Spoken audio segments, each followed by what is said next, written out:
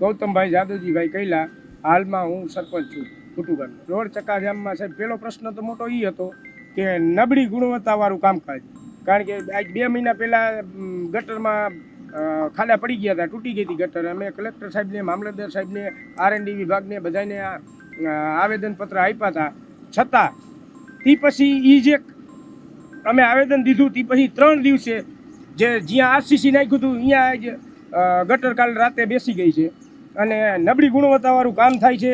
તો એ તંત્રને ધ્યાન દોરવા માટેનું અમારું આ રોડ ચક્કાજામ કરવાનું કારણ મેન મુદ્દો એ હતો। પછી કે ભાઈ અમારા ગામનું 15,000 ગામની વસ્તી છે અને એમાં અમને આપ્યું હતું 3 મીટર બાય 4 મીટરનું અંડરપાસ, તો એ ગામે એક્સેપ્ટ નહોતું કરતું।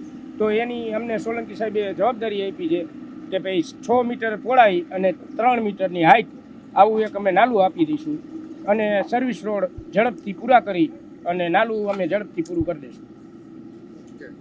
મારું નામ છગનવીરજી ભાડિયા છે।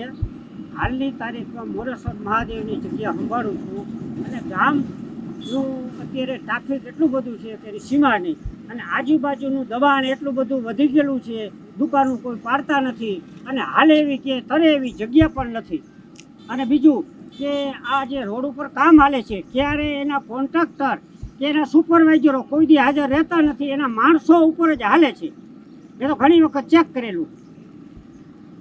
માગણી સર્વિસ રોડ પૂરો કરવાનો અને નાલું મોટું એક બનાવવાનું અને આ જે સાઈડમાં હક વગરની દુકાનો બધી છે એ પાડી નાખવા વિનંતી।